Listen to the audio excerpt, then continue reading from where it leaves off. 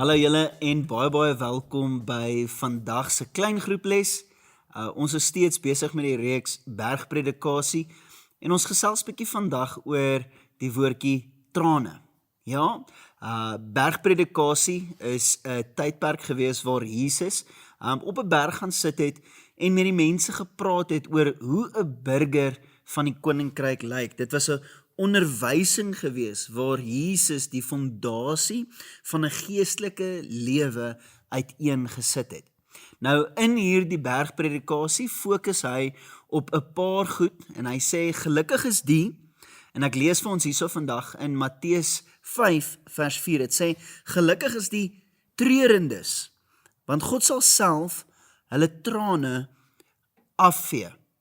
Nou hoor mooi wat sê hierdie. Dit sê gelukkig is die wie hartseer is. Dit klink soos 'n paradoks, né? Gelukkig is die wat nie gelukkig is nie. Maar Jesus kom en hy probeer vir ons ietsie hierso deurleer en ek wil graag dit vir julle bring vandag. Maar eers moet ek julle vra, ek weet nie, hoe voel jy oor trane? Maar ek het nou agtergekom dat trane is iets wat meeste mense baie ongemaklik maak voel. Party vroumense hou nie daarvan om te huil nie en party hou te veel daarvan om te huil. Party mans wil nie maak asof hulle trane het nie, maar hulle het dalk baie trane. So trane maak 'n mens baie ongemaklik voel, maar ongelukkig is trane deel van ons lewens. Trane kom ons almal se pad langs, dit spaar niemand nie. Nou, daar is twee verkeerde maniere hoe ons trane kan hanteer. Die heel eerste ene is, ons ignoreer dit. Dit is die cowboy manier om dit te hanteer. Daai gesegde wat sê, cowboys don't cry. Met ander woorde, hulle draai weg van die pyn af, of hulle ontken dat hulle enigstens trane het, hulle verwerk nie die gevoelens wat hulle ervaar nie, hulle gaan maar net aan met lewe. So dis een manier hoe ons trane hanteer. En dan die tweede manier is ons mors dit. Dit is mense wat geniet as daar drama is. Hierdie trane word amper as 'n kruk gebruik. Hulle geniet die aandag wat hulle kry wanneer hulle deur daai selfbejammeringsproses gaan en die sorg wat die mense vir hulle wil gee wanneer hulle dan nou so huil.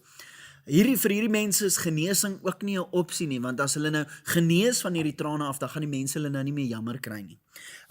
Nou Jesus nooi ons om te stap deur trane na troos toe, dat ons totaal en al genees sal word van hierdie trane wat in ons harte lê. Nou Trevor Hudson lees of sê in sy boek Upper Room, met die honderde mense wat hy al nou mee tyd spandeer het hy agtergekom, elke liewe persoon het hierdie poel trane, ons het hierdie poel trane wat ons langs staan, want ons almal is al deur pyn, ons almal het al 10 seer ervaar, en een se trane is dalk meer as 'n ander een se trane, maar ons almal sit met trane.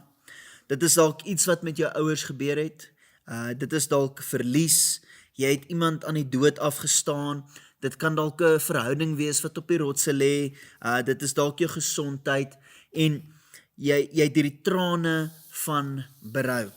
Nou, die vraag wat ons vandag vir onsself moet vra is, wat moet jy as Christen doen met hierdie poel trane?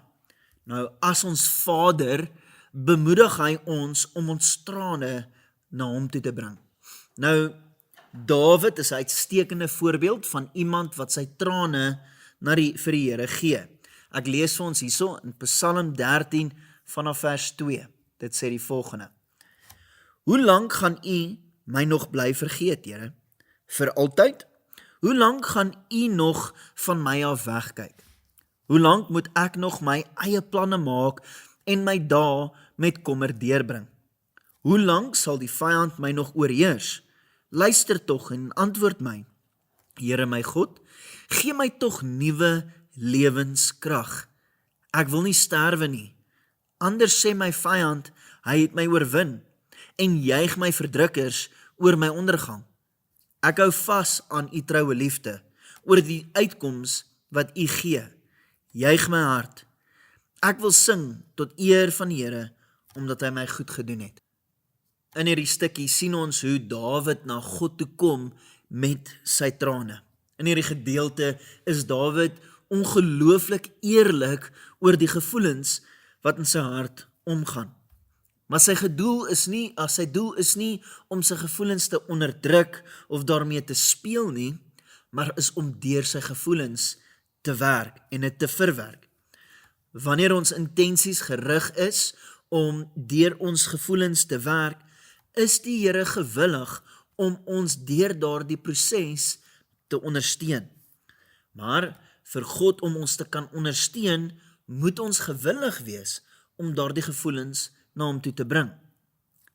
Nou, wanneer ons trane onderdruk, die cowboy manier van trane hanteer, gee ons voor dat ons nie trane het nie. Dit verhoed ons om ons trane aan die Here dan te gee.